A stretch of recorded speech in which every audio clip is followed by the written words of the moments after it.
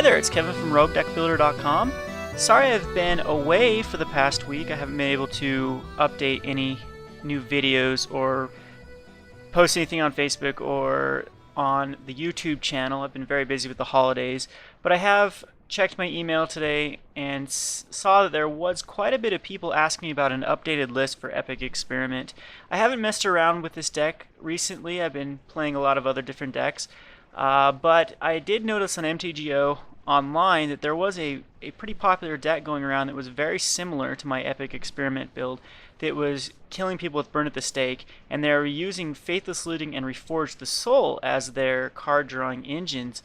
And I've been testing out this card right here, Reforge the Soul, and the power level of it is just incredible.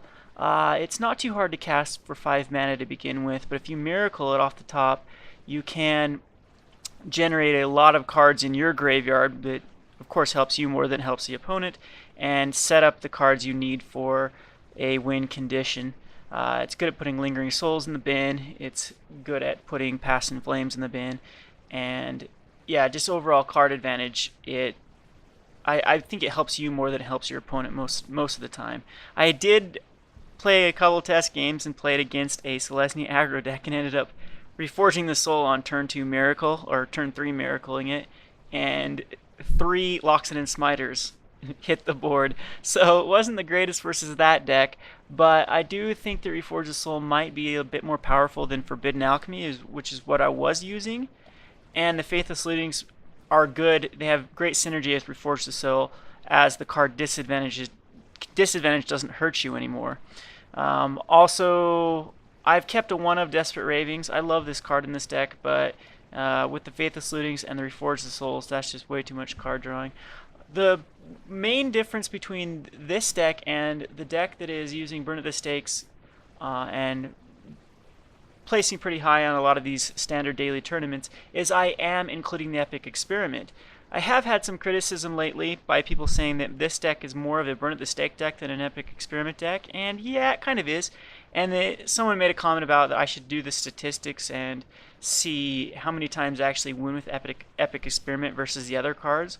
Well, I actually never win with Epic Experiment. I always do win with Burn at the Stake, but Epic Experiment is an amazing card. I've snuck out so many wins by casting Epic Experiment, and even if it didn't get me a win, it a lot of times says I wouldn't have got that win anyway. I mean, if Epic Experiment didn't hit in 7 cards, that means I wasn't going to draw 7 cards to find that win condition to begin with, and would have lost the game anyways. But like I said, I've dug myself out of some very, very precarious situations where I was going to lose, but a Hail Mary Epic Experiment won me the game. So I do love this card. This is RogueDeckBuilder.com, not NetDeckBuilder.com. So I like using these fun, flavorful cards. And Epic Experiment, ever since I've explained this before, ever since this card has been spoiled, I have loved it. I was always a fan of Genesis Wave. I tried some Genesis Waves back in the day, Genesis Wave decks back in the day, and they worked okay, but ever since Epic Experiment was spoiled, I had to play it. So I will be playing some games with this deck. I'll hurry and go down this deck list real quick before I'm in my modern tournament that I will be doing live. And the lands are pretty self-explanatory.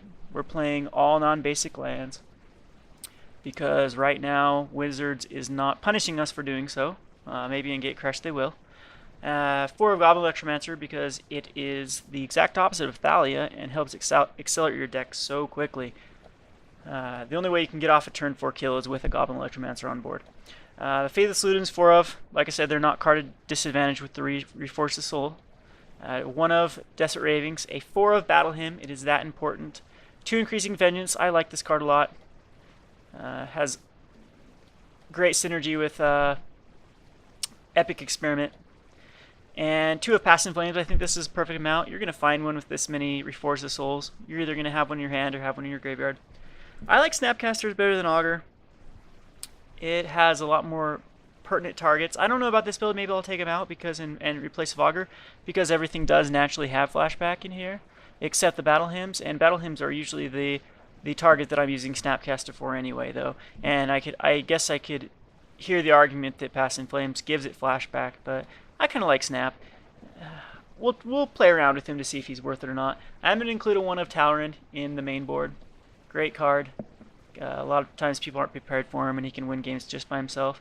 And of course, the 4 of Lingering Souls and the 2 of Goblin Rallies as the token generators. The other decks I see do run Krenko's Command. I just feel like you don't get enough tokens out of Krenko's Command to make it worth the card. You have to be able to flash it back to get advantage out of it, and it just doesn't seem... I don't know how these decks that use 4 of them are actually getting enough tokens to actually make Battle Hymn worth it.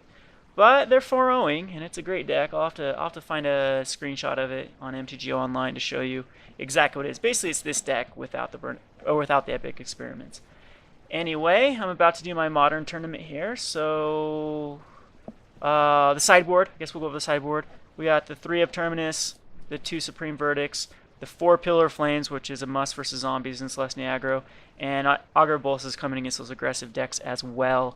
I am including Erases because Curse of Death's Hold and Rest in Peace do shut down this deck completely. Another card that is very, very bad for us is It Staticaster, which unfortunately is still seeing a lot of play because of Creator of Behemoth decks, but maybe we'll have to get rid of these Pillar of Flames in favor of a Searing Spear to get rid of those Staticasters. I'm not sure exactly. We'll mess around with it, see what our good matchups are, see what our bad matchups are, and like I said, after this Modern tournament's done, I will try to queue up in either a Standard Daily or an 8-man Standard and see how this deck performs.